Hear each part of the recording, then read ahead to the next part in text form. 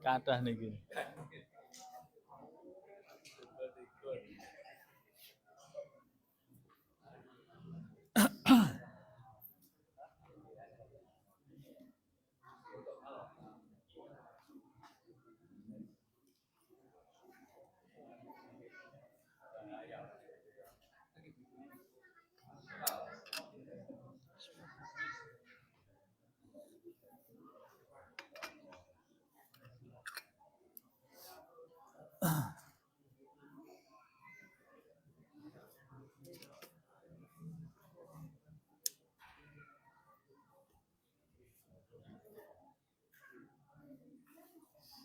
Assalamualaikum warahmatullahi wabarakatuh.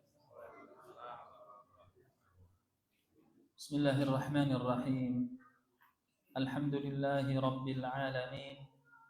Wassalatu wassalamu al-atamman al-akmalan ala al-mab'uth rahmatan lil alamin wa ala alihi wa ashabihi ajma'in wa man tabi'ahum bi ihsanin ila yaumiddin, amma ba'd. Jamaah sekalian kaum muslimin dan muslimah yang dimuliakan Allah Subhanahu wa taala, alhamdulillah, segala puji bagi Allah Subhanahu wa taala yang dengan limpahan karunia dan nikmatnya kita bisa menyempurnakan amal soleh kita.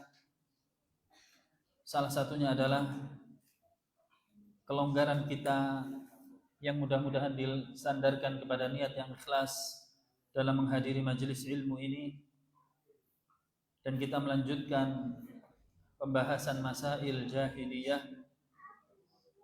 yaitu seputar permasalahan jahiliyah yang diingkari oleh Nabi Muhammad sallallahu alaihi wasallam, yang masih dilakukan di tengah-tengah kaum muslimin.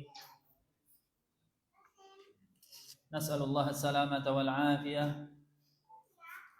Semoga Allah Subhanahu wa taala memberikan keistiqomahan kepada kita untuk senantiasa berilmu dan beramal, dan semoga Allah Subhanahu wa taala mengampuni seluruh dosa-dosa kita.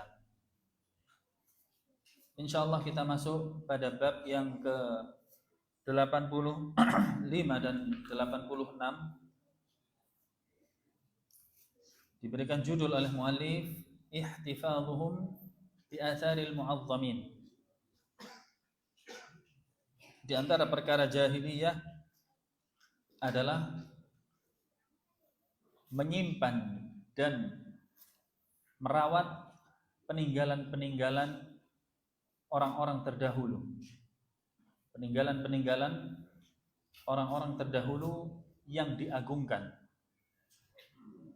Jamaah sekalian rahimani wa rahimakumullah, di dalam menyimpan atau merawat benda-benda peninggalan terdahulu, ini adalah sesuatu hal yang berpotensi kepada kesyirikan.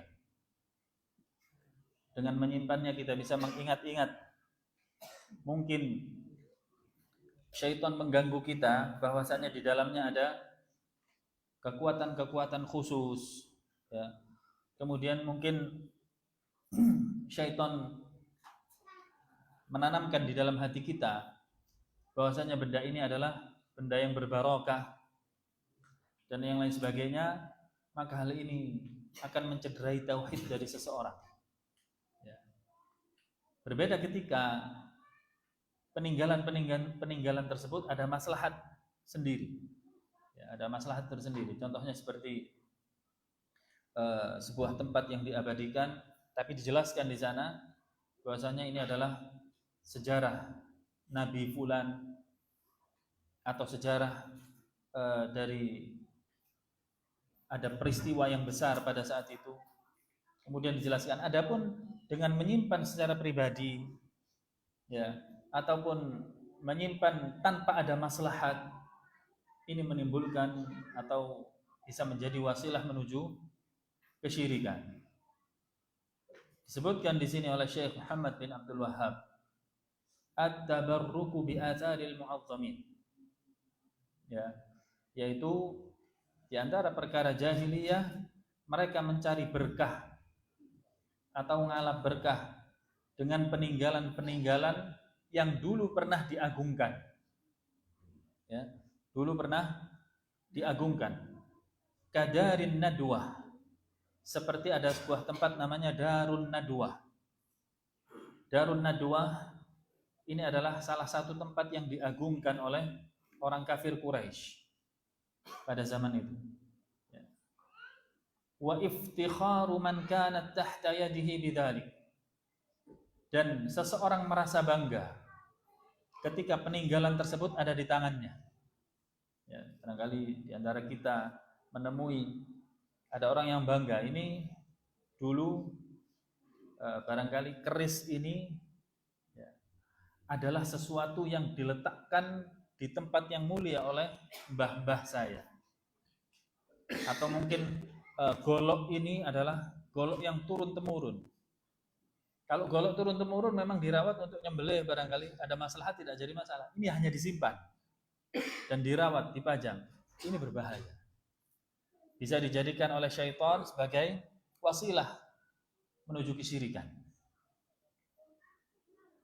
Kama qila li Hakim bin Hizam, sebagaimana dikatakan kepada Hakim bin Hizam. Hakim bin Hizam ini adalah sepupu Nabi SAW.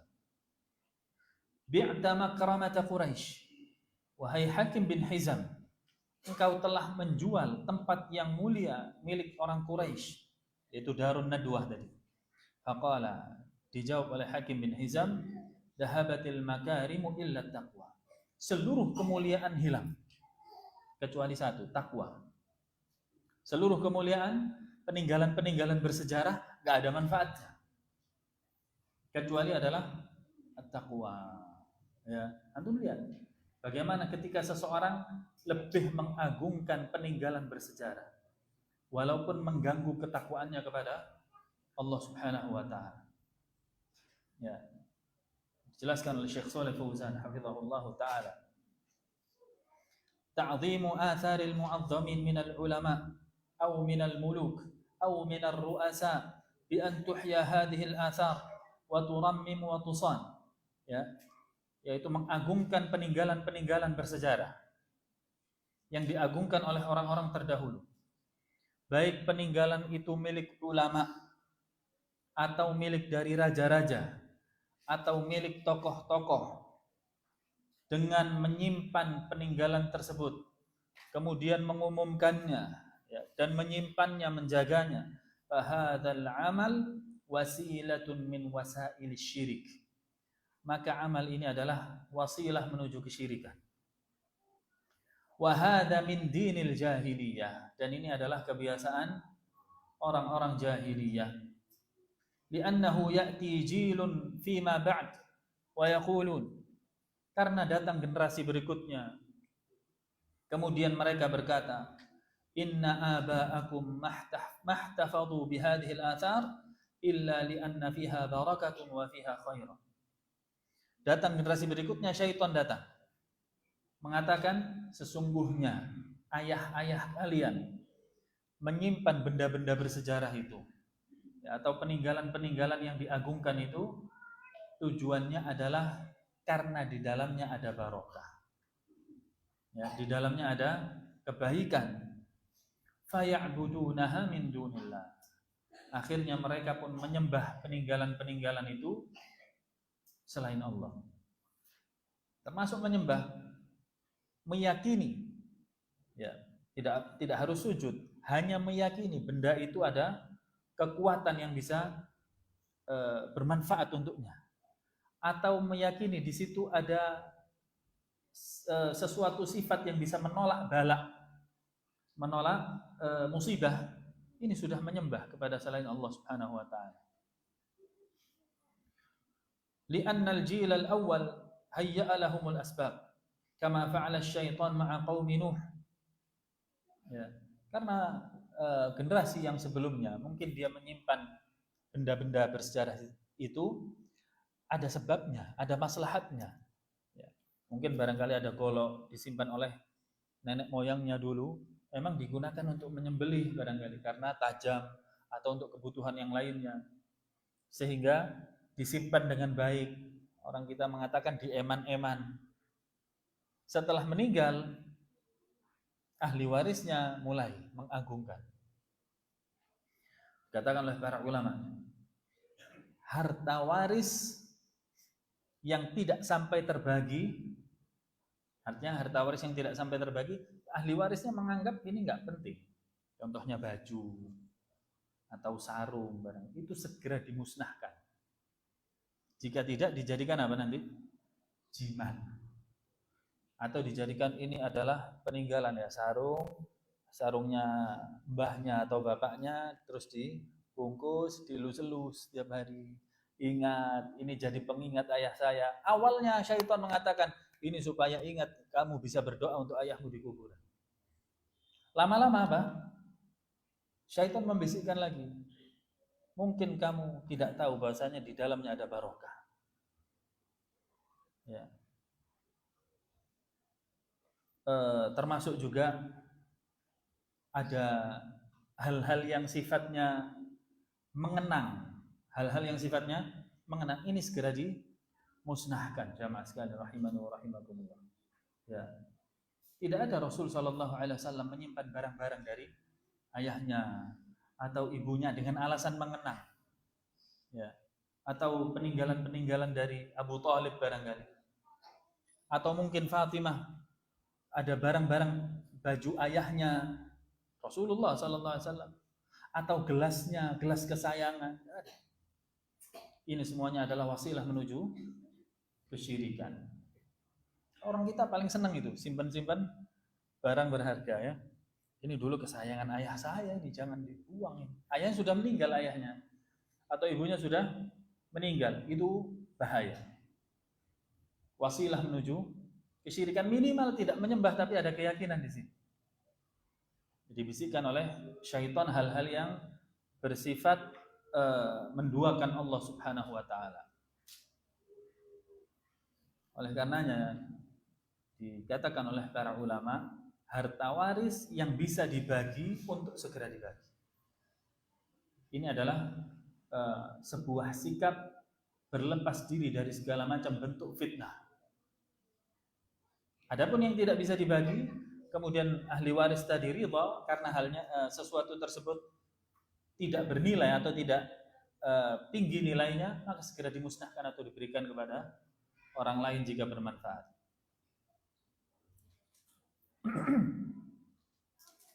Beliau mengatakan,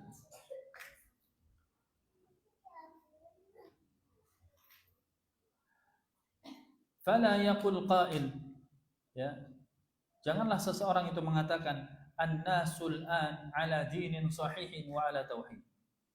Seorang mengatakan manusia sekarang aman insyaallah. Tidak ada perbuatan syirik di tengah-tengah mereka. Semuanya mereka bertauhid kepada Allah Subhanahu wa taala. Kata Syekh Shalih Fauzan, naqul, kita menjawab, la yaqtasiru an-nazar 'ala al-waqt al-hadir. Jangan hanya melihat pada zaman ini. Wa innama yajibu an-nazar lil mustaqbal. Kita harus pikirkan bagaimana ke depannya.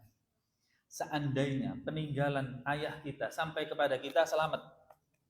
Barangkali contohnya tadi ada gelas yang disimpan karena ini gelas kesayangan ayahnya. Apakah akidahnya anak kita selamat seperti kita? Ya. Apakah kita merasa aman nanti cucu kita juga menyimpan gelas itu? Apakah disimpan begitu saja dijadikan cenderamata atau mungkin disembah? Ya, Syekh Shalih mengatakan demikian.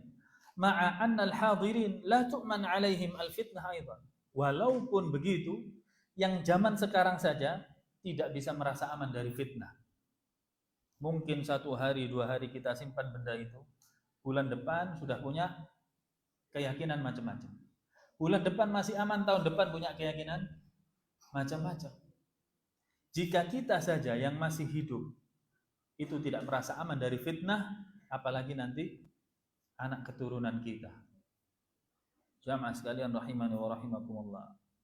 Fala yajuzul inayatu bihadhihi al-athar. Maka tidak boleh sangat perhatian terhadap peninggalan-peninggalan tersebut. Wa ma halakatil umamu illa bimithli hadza. Ya, umat-umat terdahulu hancur binasa akibat berbuat seperti ini. Ya, berbuat seperti ini. Wa huwa annahum 'azzamu athara kubaraihim. dan bahwasanya mereka mengagungkan peninggalan-peninggalan bersejarah dari pembesar-pembesar mereka, hatta sarat awthanan fil mustaqbal. Tapi akhirnya ujung-ujungnya diapain? Disembah. Ujung-ujungnya disembah. Ya. Fal wajibu 'alal muslimin at-tanabbuh li hadzal amr. Maka wajib bagi setiap muslim untuk perhatian terhadap perkara ini. Wa dzakara asy-syaikh syahidan lidzalik. Syekh Muhammad bin Abdul Wahhab menyebutkan dalam redaksi kitab ini titik poin dari pembahasan ini yaitu Darun Nadwah di Makkah. Contohnya adalah Darun Nadwah yang dulunya adalah tempat bersejarah yang diagungkan oleh orang-orang Quraisy. Ayah-ayahnya meninggal, anak-anaknya tetap merawat Darun Nadwah ini. Apa Darun Nadwah? Beliau mengatakan wahiya makanun yajtami'u fihi akabiru Quraisy. Yaitu sebuah tempat yang digunakan untuk berkumpul para pembesar Quraisy. Litasyawuri fil umuril muhimmah, yang digunakan untuk mereka bermusyawarah pada perkara-perkara yang penting. Falamma ja'al Islam, ketika Islam datang, wazalatil jahiliyah, dan jahiliyah hilang, baqiya mabna darin nadwah ala halihi. Darun Nadwah ini masih tetap seperti kondisi sebelumnya saat jahiliyah.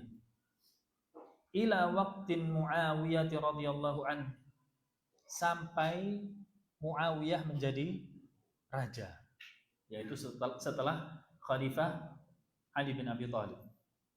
Ya, kurang lebih di sekitar 36 sampai 40 Hijriah. Litamalluki wal intifa'i bisukkaniha wa tahwiliha an hayatiha. Ya. Kemudian Muawiyah menguasai tempat tersebut, tapi digunakan untuk hal-hal yang bermanfaat, digunakan untuk tempat tinggal dan lain sebagainya, dan bentuknya diubah. Fashtara hadzal dar min Hakim bin Hizam radhiyallahu anhu. Akhirnya Muawiyah tadi membeli Darun Nadwah ini dari Hakim bin Hizam.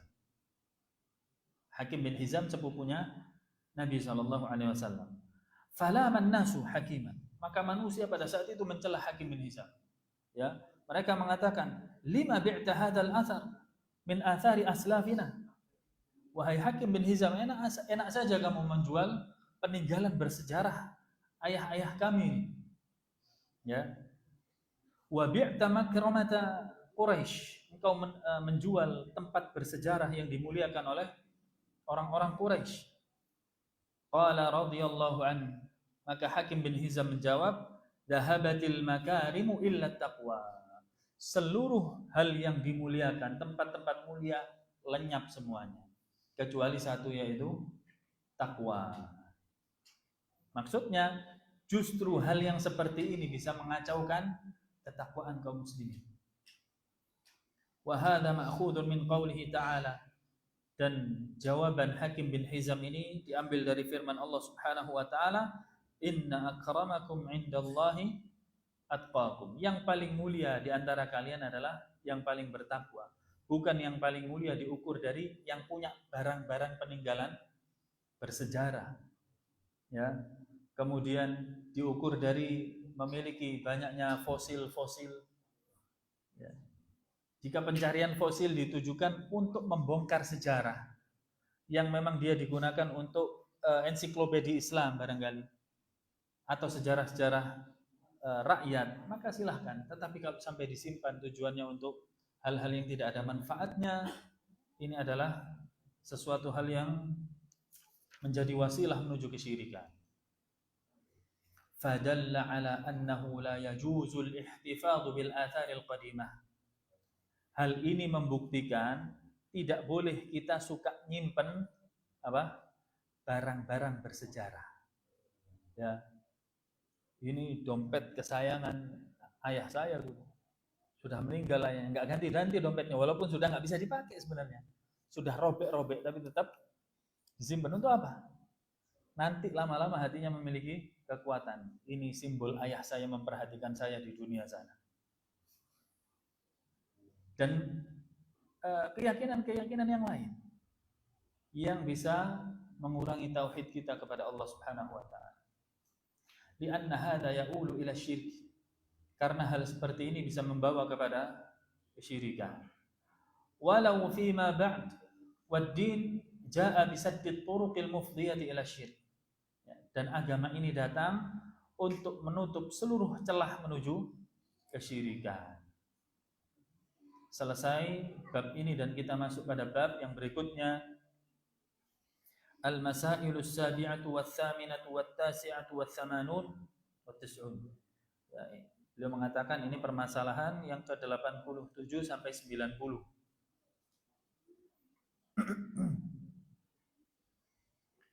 Beliau memberikan judul bab min khisalil jahiliyatil baqiyah fi ba'di hadhihi al-ummah. Di antara karakter-karakter yang masih ada pada umat ini, dan itu adalah perkara jahiliyah. Beliau mengatakan, Syekh Muhammad bin Abdul Wahhab, al-fakhru bil ahsab wat-ta'nu fil ansab wal istisqa'u bil anwa' wan niyahatu 'alal mayyit. Ya, beliau mengatakan al-fakhru bil ahsab, yaitu merasa bangga terhadap keturunan. Wat-ta'nu fil ansab, kemudian mencela keturunan orang lain, mencela nasab orang lain. Kemudian al-istisqa'u bil anwa', meyakini turunnya hujan disebabkan dari makhluk Allah, bukan dari Allah. Dan al-anwa' di sini adalah bintang-bintang. Ya, meyakini turunnya hujan dari terjadinya bintang ini dan bintang itu. An-niyahatu 'alal mayyit, kemudian meratap kepada mayit. Ini adalah 4 karakter jahiliyah yang kata Nabi SAW masih terjadi di tengah-tengah kalian. Syekh Shalih Fauzan mengatakan, hadhil masailul arba' min masailil jahiliyah. 4 perkara ini adalah 4 perkara jahiliyah. Artinya tidak pantas kaum muslimin melakukannya. Dan ini dinukil langsung dari hadis Nabi SAW yang diriwayatkan oleh Imam Muslim dalam sahihnya. Rasulullah SAW bersabda, arba'un fi ummati min umuril jahiliyati la yatrukunahunna. 4 perkara yang senantiasa ada pada umatku dan tidak pernah mereka tinggalkan. Ya, ada segolongan umat ini yang masih mengamalkan hal-hal ini. Pertama, al-fakhru bil ahsab, merasa bangga terhadap ayah-ayahnya atau mbah-mbahnya. Wat-ta'nu fil ansab, kemudian mencela nasab orang lain. Wal istisqa'u bin nujum atau bil anwa', kemudian menganggap turunnya hujan itu disebabkan dari bintang-bintang. Wan niyahatu 'alal mayyit, dan meratap kepada musibah yang menyebabkan kematian orang yang dicintai. Yang pertama, beliau mengatakan al-fakhru bil ahsab, merasa bangga terhadap keturunannya. Ay yaftakhiral insanu bi amjadi abaihi wa ajdadihi.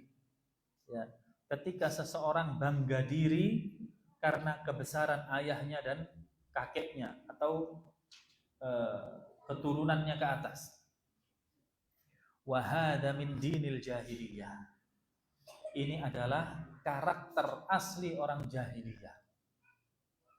Ini adalah karakter asli orang jahiliyah dan termasuk agama mereka.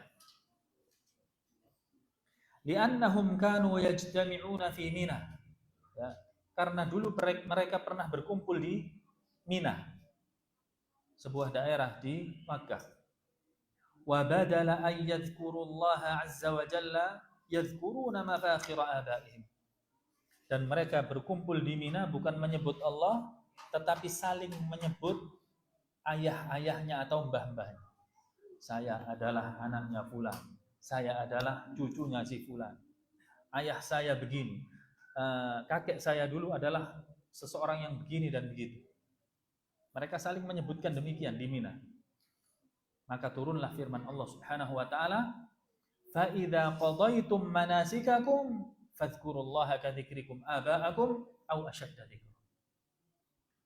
Turun teguran dari Allah Subhanahu wa taala. Jika kalian sudah menyelesaikan ibadah haji sampai di Mina, maka sebutlah Allah seperti kalian menyebut ayah-ayah kalian itu. Atau bahkan sebutlah Allah melebihi dari kalian menyebut ayah-ayah kalian. Fal wajibu dzikrullah, kata Syekh Shalih. Yang wajib adalah menyebut-nyebut Allah Subhanahu wa taala, bukan menyebut-nyebut ayah atau mbah-mbah kita. Ini adalah perkara jahiliyah yang pertama. Yang kedua, at-ta'nu fil ansab, mencela nasab orang lain.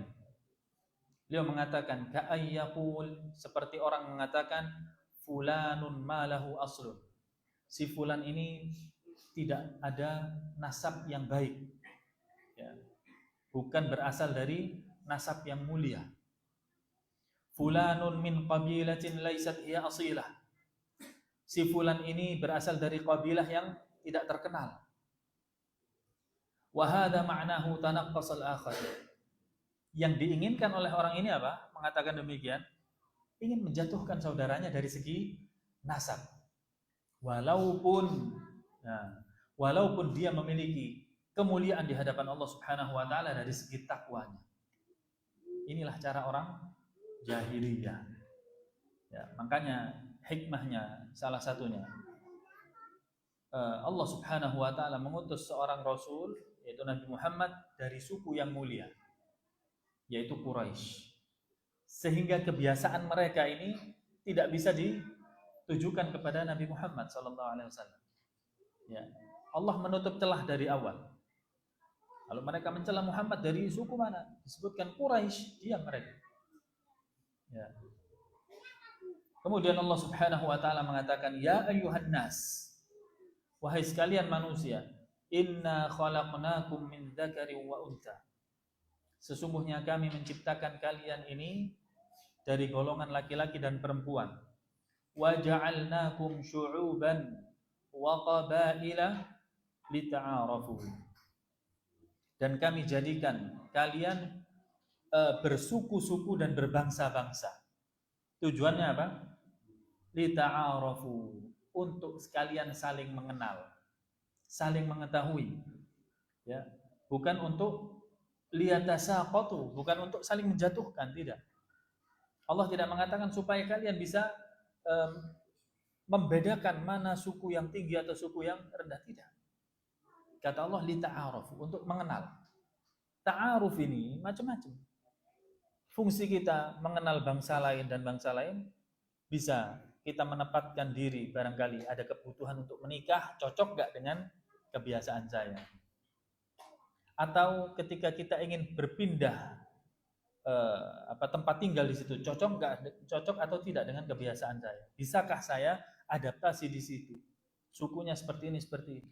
Ta'aruf, bukan untuk menjatuhkan. Inna akramakum indallah atqakum.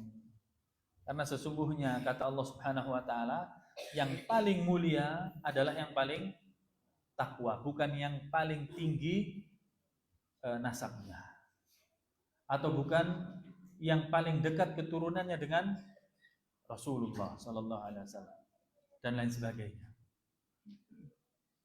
Fal fakhru laisa bin nasab. Kata Syekh Shalih Fauzan, kebanggaan itu bukan diukur dari nasabnya. Ya.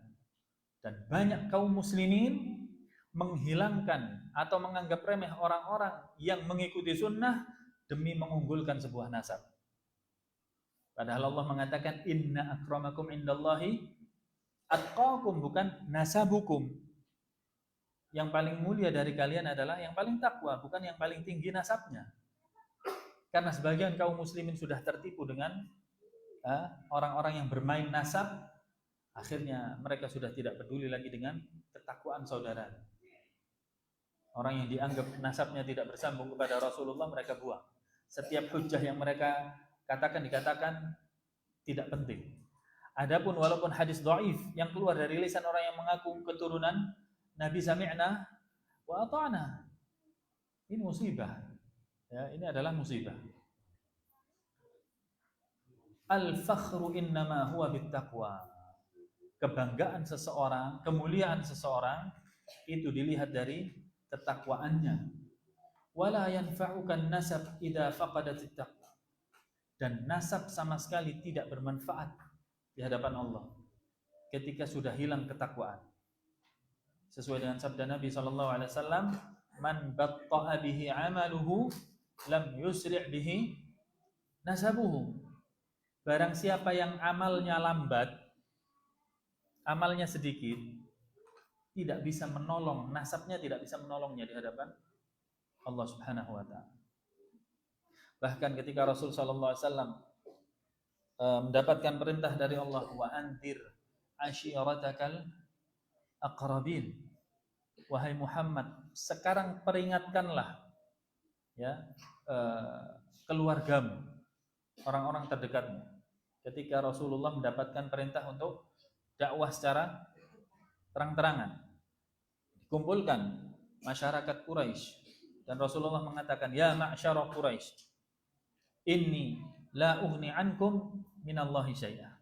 Saya tidak bisa menjamin keselamatan kalian di hadapan Allah Subhanahu wa taala. Siapa Quraisy? Suku Nabi, keluarganya Nabi. Kemudian dia mengatakan kepada pamannya, Abbas bin Abdul Muttalib, ya Abbas bin Abdul Muttalib, ammi. Ya, wahai pamanku Abbas bin Abdul Muttalib, inni la ughni anka minallahi syai'a. Saya tidak bisa menjamin keselamatanmu di hadapan Allah Subhanahu wa taala. Kemudian Safiyah juga demikian. Sampai kepada putrinya sendiri Fatimah. Beliau mengatakan, ya Fatimah binti Muhammad, wahai Fatimah putriku sendiri, salini min mali ma syi'ti. Mintalah harta dariku sekarang ini sebanyak-banyaknya. Karena innilah ughni anki minallahi syai'a. Nanti di hadapan Allah saya tidak bisa membelamu lagi. Itu Fatimah yang langsung anaknya. Bagaimana yang mengaku keturunan nomor sekian, ya, bisa memadamkan api neraka lagi, bisa selamat dari mungkar nakir dan lain sebagainya, dan yang mendengarnya sami'na wa ata'na, la haula wala quwwata illa billah. Inilah yang dikatakan Nabi SAW masih terjadi pada umatku, orang-orang yang mencela nasab orang lain dan bangga terhadap nasabnya sendiri. Ya.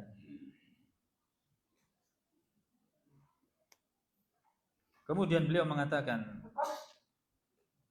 yang berikutnya adalah al-istisqa'u bin nujum. Termasuk perkara jahiliyah adalah meyakini turunnya hujan itu terjadi dari bintang-bintang, ya, dari makhluknya, bukan dari Allah Subhanahu wa taala. Syekh Shalih mengatakan, i'tiqadu anna al-matara yanzilu min ta'thiri tulu'in najmi aw ghurubihi. Yaitu meyakini turunnya hujan itu akibat pengaruh dari munculnya bintang tertentu atau terbenamnya bintang tertentu. Wa hadza min dinil jahiliyah. Ini juga adalah kebiasaan orang-orang jahiliyah dan akidahnya orang jahiliyah. Fal mataru innama yahsulu bi iradatillahi subhanahu wa ta'ala. Hujan itu mutlak adalah karena Allah Subhanahu wa taala yang menurunkan. Allah berfirman, wa huwal ladzi yunazzilul ghaitha min ba'di ma qanatu wa yanshuru rahmatah. Ya. Dan dialah Allah yang menurunkan hujan. Yang menurunkan hujan. Allah menegaskan demikian.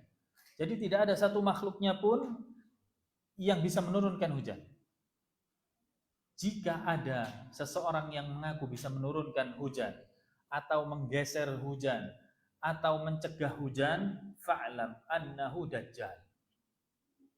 Ya, ketahuilah dia adalah pendusta besar. Pendusta besar. Tidak ada.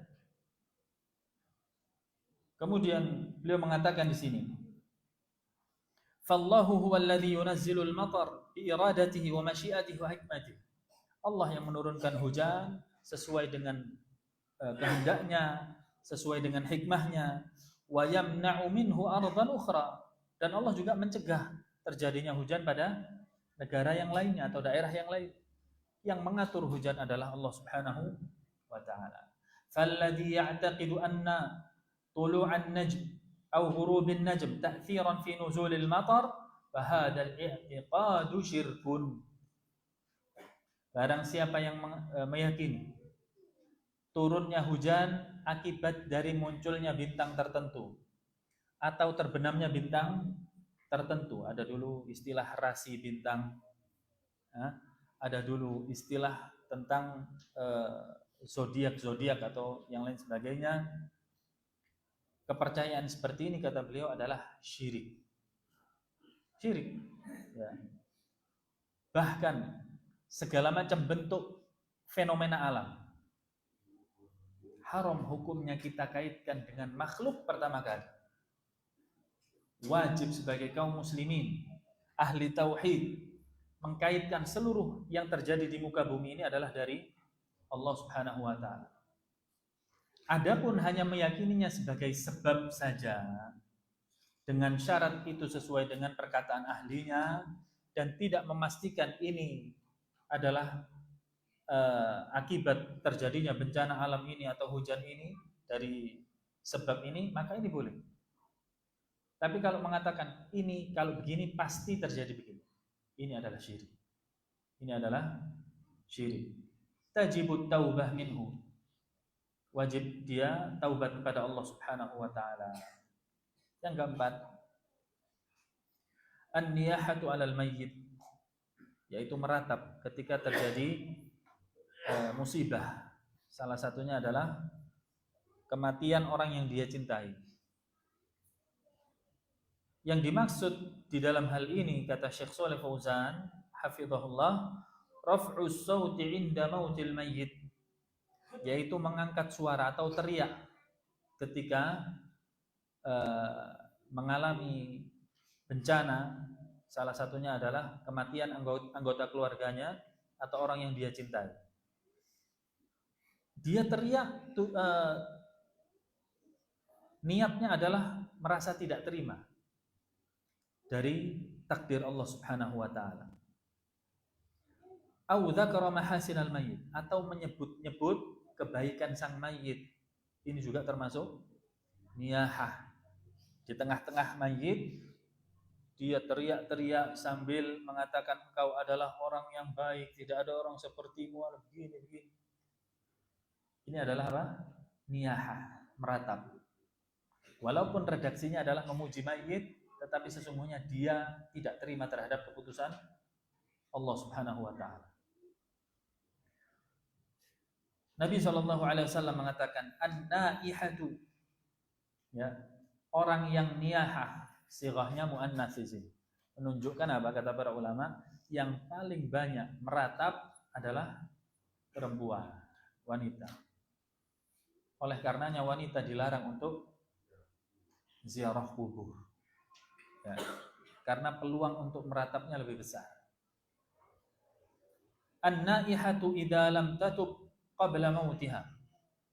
Orang yang meratap jika dia belum bertaubat kepada Allah, ya, sebelum wafatnya, tuqamu yaumal qiyamah wa 'alaiha sarabilu min qatran, akan dibangkitkan oleh Allah Subhanahu wa taala pada hari kiamat dan akan dikenakan baju dari nanah, wa dir'un min jarab, ya, dan dikenakan yaitu semacam baju besi, berbahan besi yang dipenuhi dengan darah. Fanniyahatu kabiratun min kaba'irits dzunub. Ini menunjukkan bahwasannya meratap adalah salah satu dosa besar, dan ini juga perkara jahiliyah.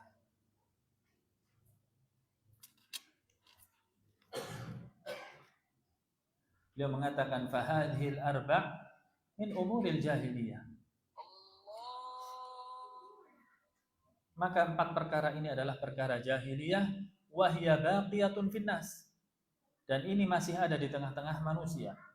Fayajibut taubatu minha, maka wajib pelakunya bertaubat kepada Allah Subhanahu wa taala. Wa dallal haditsu ala annahu laisa kullu min fihi syai'un minal jahiliyah yakunu kafiran. Dan hadis ini menjelaskan bahwasanya bukanlah setiap perkara jahiliyah itu bisa mengakibatkan seseorang muslim menjadi kafir. Ada yang mengakibatkan kafir, ada yang tidak. Ya. Adapun ketika perkara jahiliyah tadi berkaitan dengan syirik besar, maka bisa mengkafirkan pelakunya. Fa umurul jahiliyah minha ma huwa kufrun wa minha ma huwa duna dzalik. Perkara jahiliyah ada yang sampai kepada batas kekafiran, ada yang tidak. Selesai insyaallah materinya. Tafadhal jika ada yang mau ditanyakan sebelum kita akhiri. Barakallahu fiikum.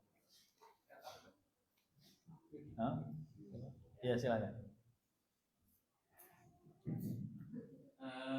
Mengenai yang itu tadi ya, yang kalau misalkan anak-anak kita ke museum, misalkan untuk mengenang perjuangannya Panglima Sudirman, di sana ada tandunya, ada senjata yang dulu pakai berjuang, itu hukumnya gimana? Kalau itu anak saya nanti saya larang aja kalau memang ada. Nah, jika menyimpan barang-barang tersebut, ya, ini pertanyaannya ada 2 hal yang berbeda. Kalau hukum yang dijelaskan tadi berarti berkaitan dengan pengelola museum. Adapun kita kalau mengunjungi tempat tersebut, maka beda. Ya, kita kan nggak nyimpen. Tadi pembahasannya adalah orang yang menyimpan, orang yang merawat. Wallahu ta'ala alam. Jika hal tersebut bermanfaat untuk memberikan edukasi pada sebuah bangsa tentang perjuangan negaranya, dan itu bisa menimbulkan sikap nasionalisme untuk mencintai negaranya, maka wallahu ta'ala alam ini bermanfaat dan tidak mengapa. Dengan syarat edukasinya benar-benar edukasi yang positif, tidak ada unsur kesyirikan. Seperti mohon maaf Candi Borobudur, kita katakan tidak. Kenapa? Ini adalah simbol kesyirikan. Ya, simbol kesyirikan. Atau tempat-tempat peribadatan agama lain. Ini tidak patut untuk dijadikan sebagai tempat kunjungan, ya, atau tempat yang diagungkan, tidak. Nah, wallahu a'lam. Bagaimana kalau waktu pada masyarakat umum waktu keberangkatan jenazah itu kadang-kadang diminta persaksian jenazah si fulan ini saya bahwa gimana itu hukumnya? Baik, jika disebutkan dalam batas normal dan tidak dalam rangka meratap, niatnya bukan meratap, maka boleh insyaallah. Ya, maka boleh insyaallah, tidak ada masalah. Wallahu a'lam. Ya. Ya, sebenarnya tidak ada kewajiban untuk diminta persaksian, tidak ada dalil yang menjelaskan sebelum keberangkatan jenazah harus ada persaksian. Tidak ada kewajiban di situ. Kalau memang itu adalah adat setempat dan tidak sampai menyelisihi syariat, ya, maka boleh-boleh saja. Artinya tidak meyakini kalau hal itu tidak dilakukan maka tidak sah atau ada dosa. Nah, ini berbahaya kan. Kalau hanya sekedar adat begitu, al-adatul muhakkamah. Adat itu bisa jadi hukum dengan syarat tidak menyelisihi syariah. Nah, dan jika penyebutan itu bukan berarti niyahah, meratap. Meratap itu kan dia menyebutkan sambil sebenarnya nggak terima. Tapi kalau penyebutan yang seperti biasanya, saya kira itu sambil melepaskan. Maka berbeda di antara keduanya. Wallahu a'lam. Ya.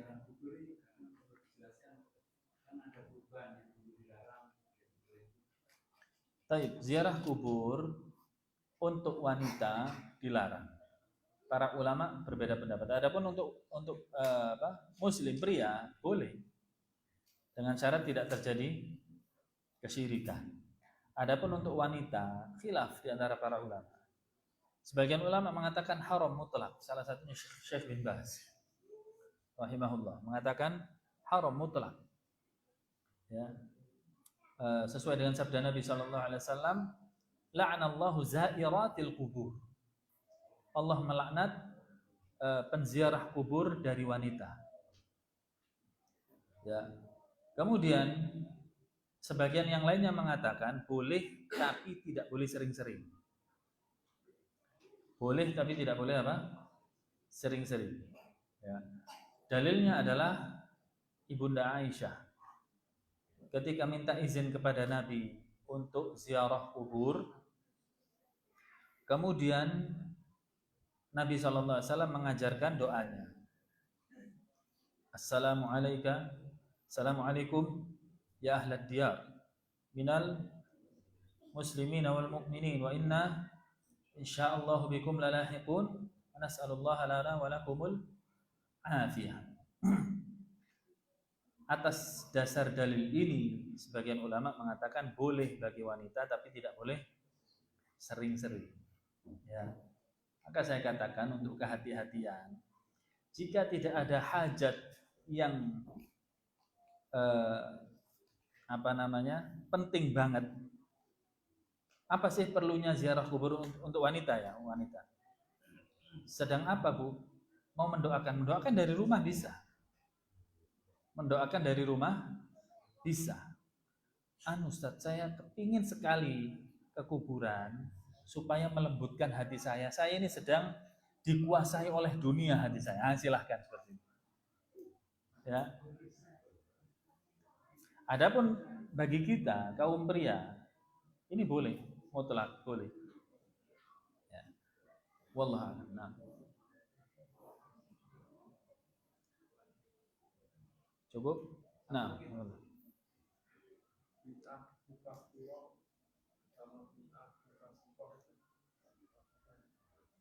bid'ah mukaffirah adalah perbuatan bid'ah yang menyebabkan pelakunya kafir. Adapun bid'ah mufassiqah adalah bid'ah yang menyebabkan pelakunya menjadi orang fasik, tidak sampai pada derajat kafir. Nah, ya Pak. Tanya takmir, boleh lagi nggak? Istri saya kan Pemda, Pak. Setiap tahun kan ada hari raya ulang tahun Gunung Agung kan. Kan biasanya mengadakan perayaan-perayaan, mau nggak ikut nanti kena sanksi, mau tapi ikut itu kesyirikan, bercampur pria dan wanita jadi satu. Menolak hadir tuh bisa, tapi tetap harus jadi panitia. Itu gimana? Harus mengulangi taubat atau gimana? Ya, maksudnya menolak hadir boleh, tapi harus jadi panitia. Panitia boleh nggak hadir? Boleh kan keuangan. Saya kan bagian keuangan.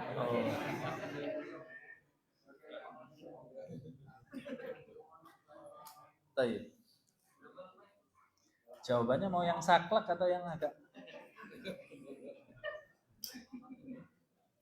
Ya. Secara asal. Wanita itu tempatnya di rumah. Secara asal. Entah hukum ini bisa berubah pada tempat-tempat tertentu. Ketika sang suami sudah tidak bisa menafkahi istrinya. Ya. Pertama hukum asal. Wanita di rumah, pekerjaannya dia yang termulia adalah ibu rumah tangga. Makanya tadi saya tawari jawabannya saklek apa enggak. Ya. Demi Allah, dengan kita menjalankan sebagai tatanan sesuai takdir Allah Subhanahu wa taala, wanita di rumah, pria di luar, rezeki kita sudah ditulis. Dengan seorang istri bekerja padahal tidak ada kebutuhan, rezekinya juga sama. Betul atau tidak? Sama, ya.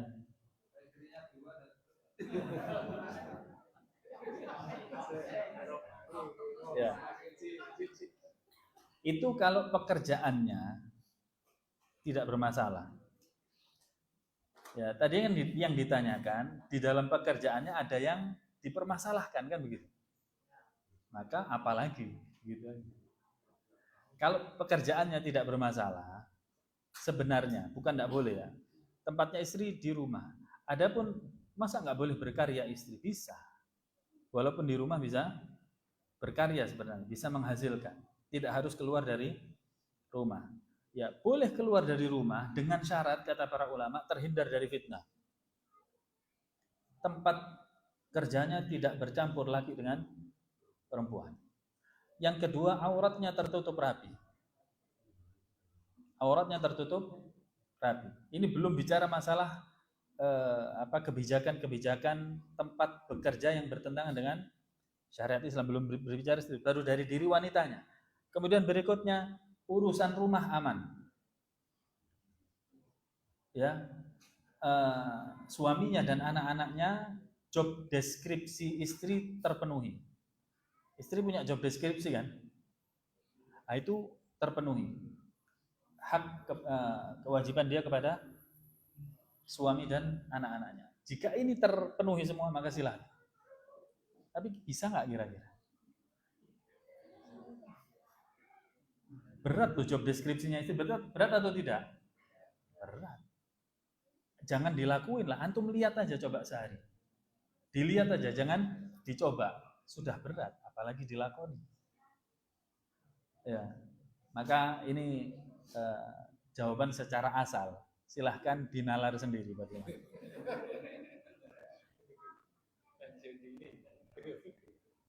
Dan saya sering jawab seperti ini pada permasalahan istri jamaah. Ya, saya tanya, apakah dengan istri keluar rumah, antum yakini di Lauhil Mahfud Allah mengganti rezekinya? Si fulan istrinya bekerja, maka saya tambah. Hah? Gitu? Atau si fulan istrinya ada di rumah, rezekinya saya kurangi?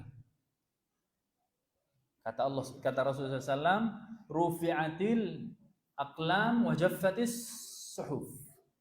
Pena sudah diangkat,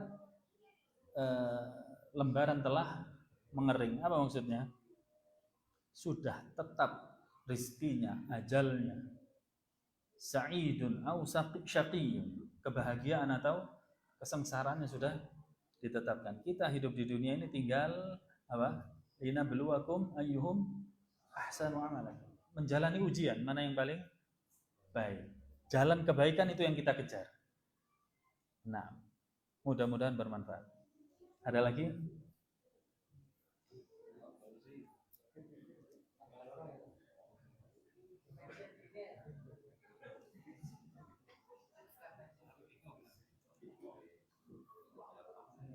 Beda ya. Kalau memang kondisi darurat, itu hukum asal. Saya katakan tadi hukum asal. Tapi kalau sudah memasuki kondisi darurat, apakah sang suami tersebut sudah tidak bisa mengerjakan jobnya, ya, tidak bisa menghasilkan nafkah untuk keluarganya, bukan karena malas tapi karena fisik, ya, karena fisik. Sementara dia harus menanggung anak-anaknya, atau bahkan suaminya juga nggak mau bekerja, malas. Kalau ini di antara dua pilihan, dia boleh minta cerai.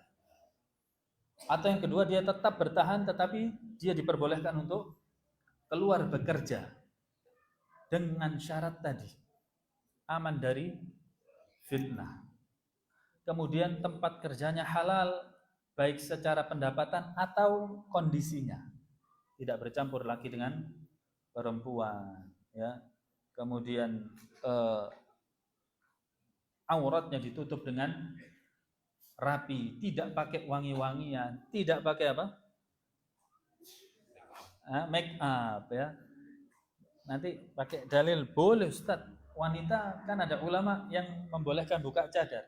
Nah, boleh memang. Tapi syaratnya apa? Mu'tad. Apa mu'tad? Tidak ada satu goresan make up pun. Wala bedak. Bisa? Bisa kira-kira? Kalau ibu-ibu pakai bedak ya berarti harus tutup. Nah, Wallahu taala a'la wa a'lam. Sallallahu wasallam wa baraka ala nabiyyina Muhammadin wa ala alihi wa ashabihi ajma'in. Walhamdulillahi rabbil alamin. Assalamualaikum warahmatullahi wabarakatuh.